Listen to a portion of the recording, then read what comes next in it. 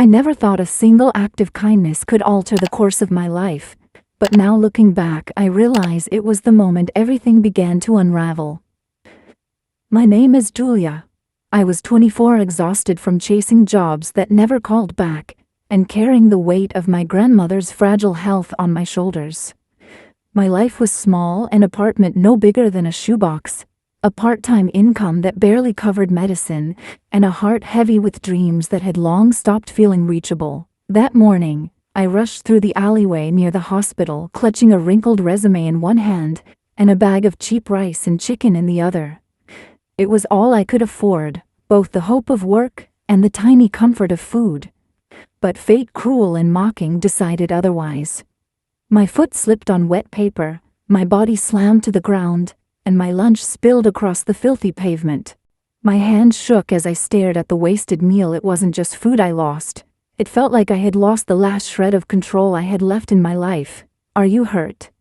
The voice startled me. I turned and saw a man step out from behind a pile of boxes. His clothes were torn, his hair unkempt, his face shadowed by days without a razor. He looked homeless, weary, broken. And yet, his eyes.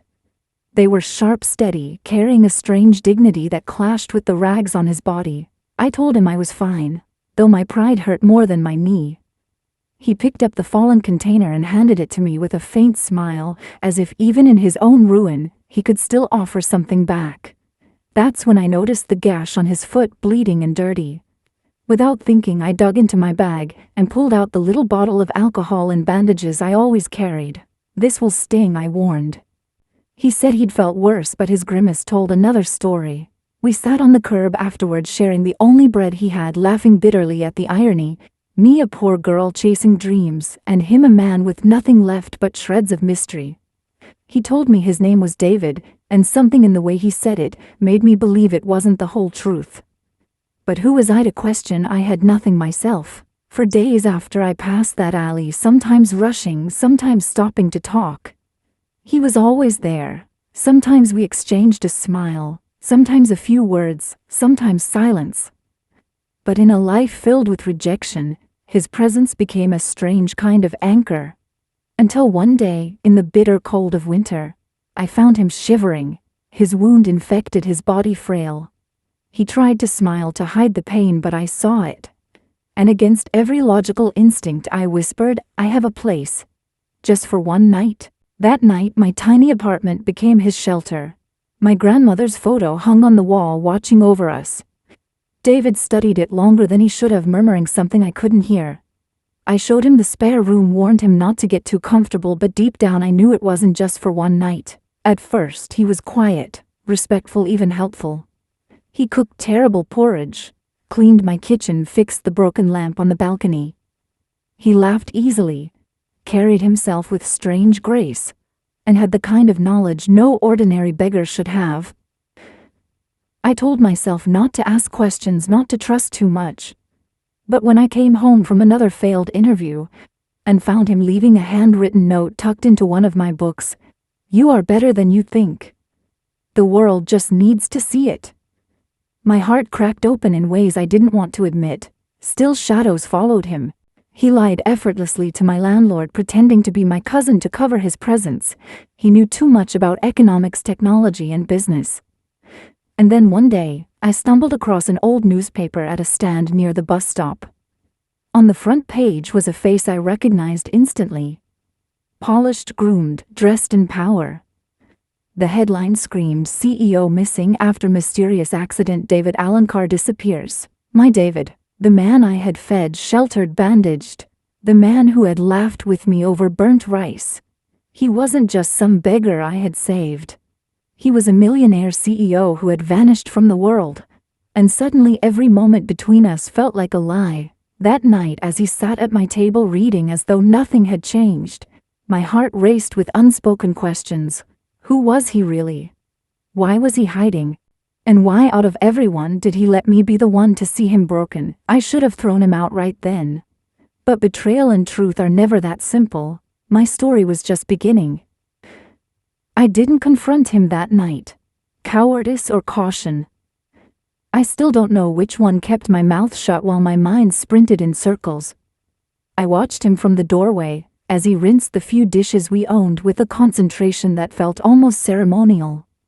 The yellow bulb over the sink painted a halo on his shoulders, and for one fragile second, I wondered who had washed his dishes when he was a boy, whether someone ever told him to dry the forks first, so the water wouldn't spot. It is terrifying the ways tenderness can survive inside anger. Instead of questions, I offered tea. He thanked me. Our hands touched when I passed the cup, and a spark shot through me, cruel and misleading. I slept badly. I dreamed of headlines and sirens and woke to my grandmother coughing in the living room recliner. While I held water to her lips, she touched my cheek with the thinness of someone who has learned to measure love in small gestures. "Don't let the world turn you to stone," she whispered. By midday the next day, the knowledge inside me felt like a hot stone I couldn't keep holding. I left him a note and walked to the library, the one place in this city that still offered answers for free. The computers were slow, the keyboards sticky, but the internet did what it always does. Tore the veil off my life with ruthless accuracy. David Allen. Photos of charity galas, interviews about vision and disruption, rumors of a sabotage inside his board, articles speculating on his death, an empty casket funeral attended by people in black suits and darker intentions. There was one photo that hooked into me like a fishbone: David No Daniel. Some sites used his middle name standing beside a woman with steel in her smile. The caption named her as his stepmother, interim chair after his disappearance. Her eyes had the same unflinching coldness I'd seen before in men who counted other people's lives like coins. Another photo showed his stepbrother smirking beside a line graph trending up. I read breathless paragraphs about a tragic accident on a coastal road, a rental car recovered from the ocean with no body inside, insurance claims, an emergency vote to replace him, a lawyer's statement that said everything and meant nothing. When I returned home, he was on the balcony, shirt sleeves rolled, repairing the splintered railing with a patience that made something ache in me. For a moment, I let myself imagine this man was simply mine. This ordinary, stubborn, careful man, repairing what the world breaks. Then the newspaper I had stuffed into my bag crinkled, and the fantasy popped like soap. "I know who you are," I said. The words came out level, the way a carpenter sets a beam, precise, unshaking. He turned slowly. The wind ruffled his hair. His eyes darkened in a way I'd come to recognize as fear he refused to name. He didn't deny it. He didn't reach for theatrics or excuses. He came inside, sat at the table, and for a while, neither of us spoke. The kettle clicked off by itself. A siren wailed somewhere on the avenue. Finally, he said, "They would have killed me if I'd stayed." "That explains why you ran," I said. "It doesn't explain why you lied." He flinched. "The truth will always land closer than a fist. At first I didn't trust you. Then I trusted you too much. I didn't know how to carry both." Anger rose through me, clean and bright. "You let me feed you from the little I had. You let me think we were the same kind of broken." "We were," he said softly. "Just different floors of the same burning building." I wanted to hate him for the poetry of that. I wanted to hate him for turning my life into a metaphor for making the hurt sound beautiful. Hurt was not beautiful. Hurt was late rent, and pharmacy receipts, and an old woman wheezing into a paper bag at 3 a.m. Hurt was me holding doors for strangers and smiling in interviews to people who would forget my name before their coffee cooled. He told me the story then, not the sanitized one I'd read online, but the raw bone tale with the blood left in. A dividend dispute. A new product timeline he refused to accelerate because the tech wasn't ready. A vote he should have won, but didn't, because money moves faster than ethics. A night drive, headlights behind him, a shove at the cliff edge disguised as a crash. He swam until dawn, crawled up a rock cut with barnacles, and chose anonymity over a coffin. When he finished, he spread his hands like a gambler showing empty palms. "I deserve to tell you sooner," he said. He looked around our little kitchen, at our sloping shelf and the magnet with the pharmacy's hours and my grandmother's pill sorter with Monday missing.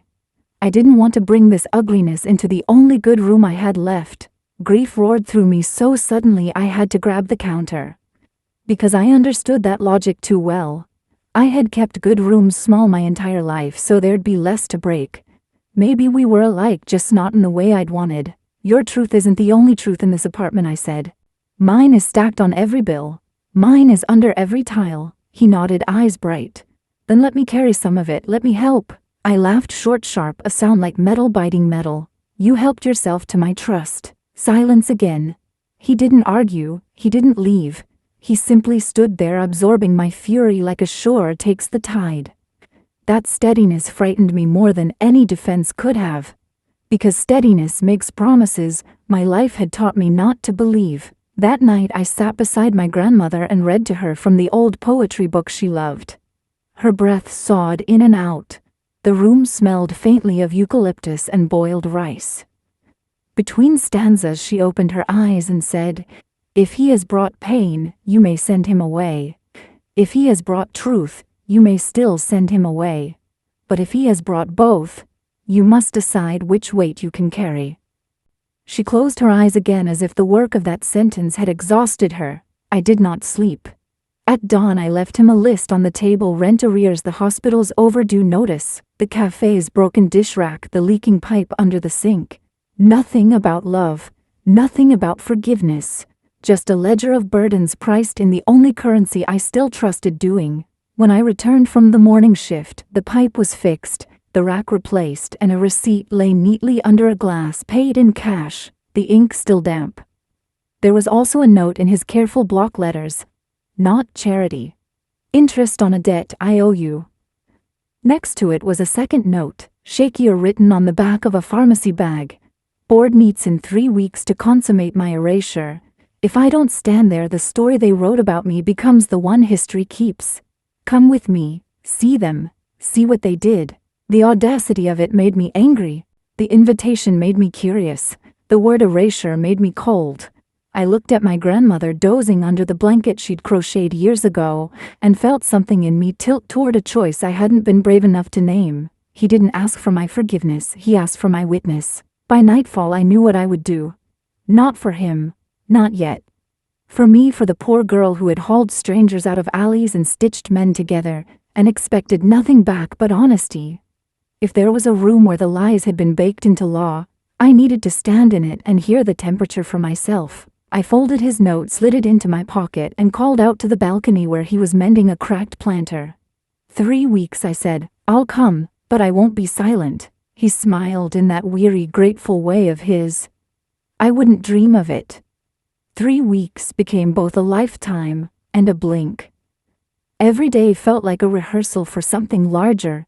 Every hour a drumbeat pushing me closer to a moment I wasn't sure I had the strength to face. Daniel prepared in silence, studying documents, making calls from burner phones, scribbling names I didn't recognize on scraps of paper. I prepared differently, working double shifts at the cafe, sitting with my grandmother through long nights of fever, and whispering to myself that I wasn't walking into this storm as his shadow, but as my own witness. The morning of the board meeting, I stood in front of the mirror, wearing the only blazer I owned, one I had bought years ago for interviews that never led to anything. The fabric was worn, the shoulders a little too wide, but when I buttoned it, I felt armored. My grandmother's voice echoed in my mind. If he brings both pain and truth, you must decide which weight you can carry. Daniel was waiting downstairs. Gone were the rags, gone the modest clothes he had worn in hiding. He wore a tailored suit that seemed to reattach his past to him, every line sharp, every stitch deliberate. But his eyes, they were the same as the night I met him, tired and raw.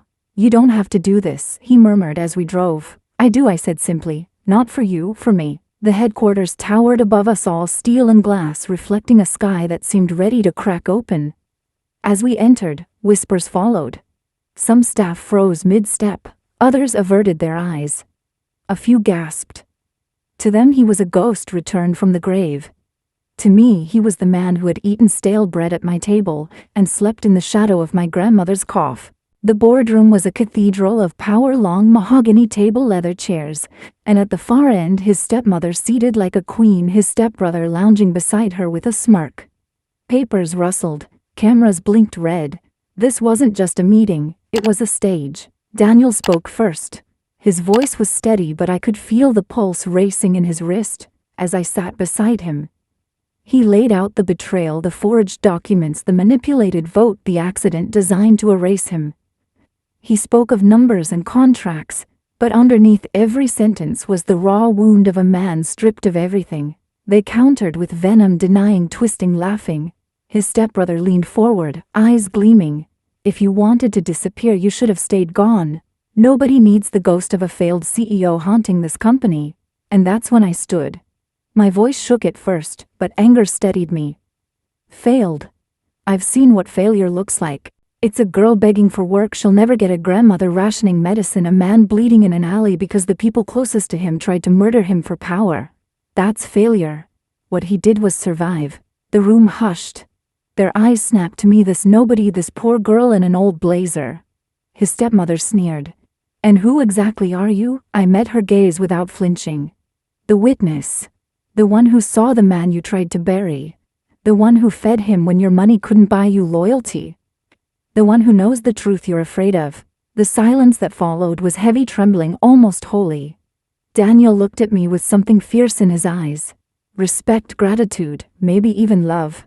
But I kept my focus on them, on the ones who thought they could decide the shape of other people's lives. In that moment, I wasn't the poor girl anymore. I was the voice they hadn't expected, the crack in their perfect glass. And I realized something vital. Betrayal might wound, but truth spoken aloud wounds deeper. The meeting erupted after that, shouts, threats, lawyers demanding recesses. But the tide had shifted. The board members who once whispered in corners now leaned forward, curious, uncertain. For the first time, doubt colored the room. As we left, Daniel's hand brushed mine, tentative. You didn't have to do that, he whispered. Yes, I said softly, almost to myself. I did. Because if I stay silent, then they win twice, once when they betrayed you and again when they erased me. Outside, the city buzzed with news already spreading like fire. Cameras flashed, voices shouted, but I felt strangely calm. Because I had faced them.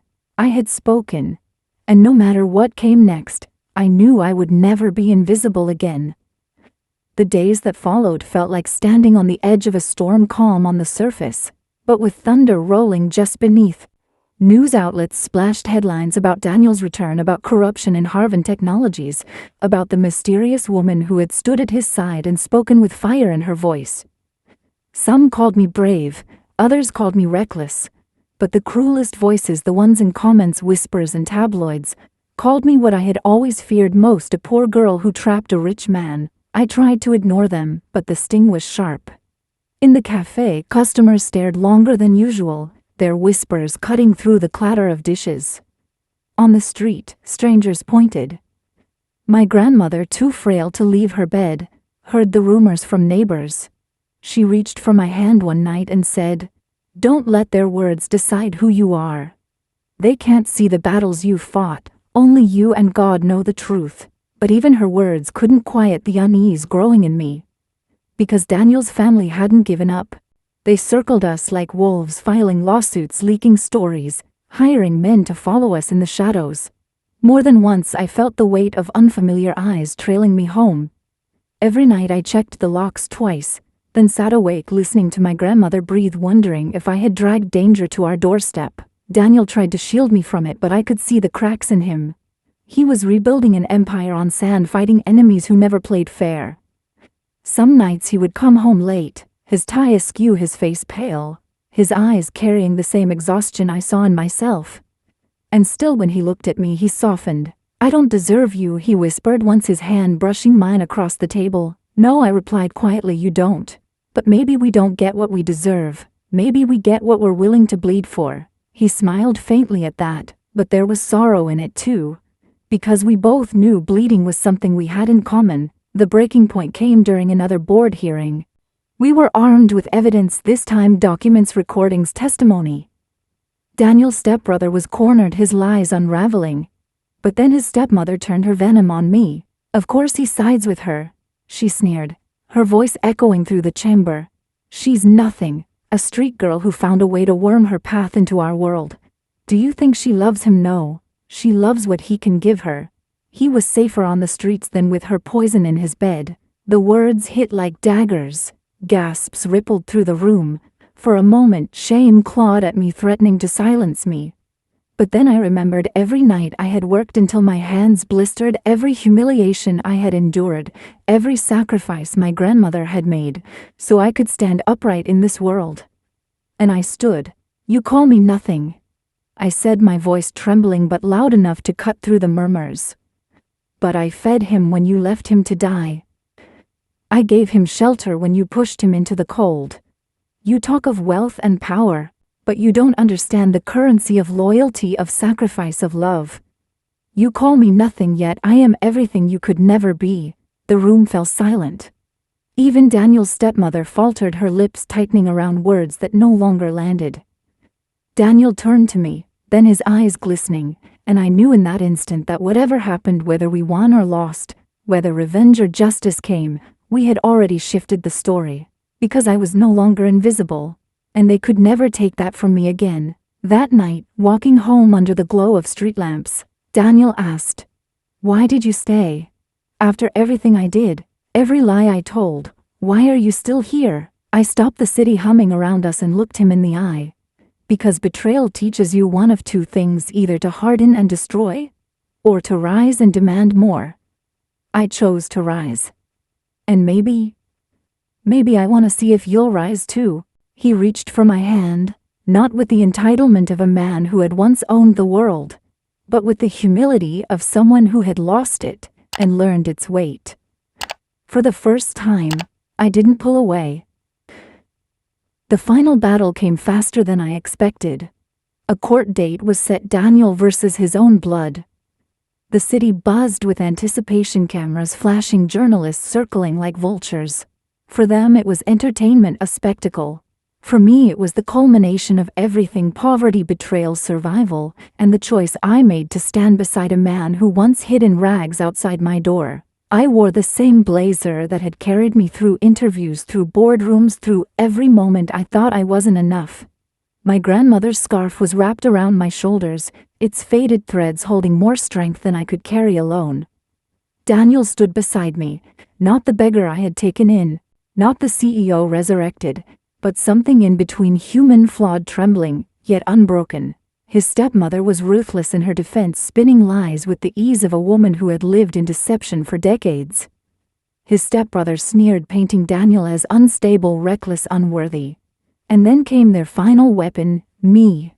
They dragged my name through the mud, painting me as a schemer, a manipulator, a poor girl who had seized her chance to trap a fallen man. For a moment the shame rose hot in my chest, my hands trembled, but then I looked at Daniel, at the way he held my gaze like an anchor, and I remembered the alley, the spilled rice, the wound I bandaged with shaking hands.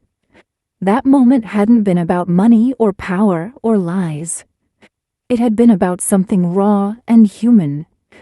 And that truth was mine to hold. I stood, my voice shaking at first, then steady. "You call me nothing," I said, echoing the venom they once spat at me. "But nothing is what I came from, and nothing is what I survived.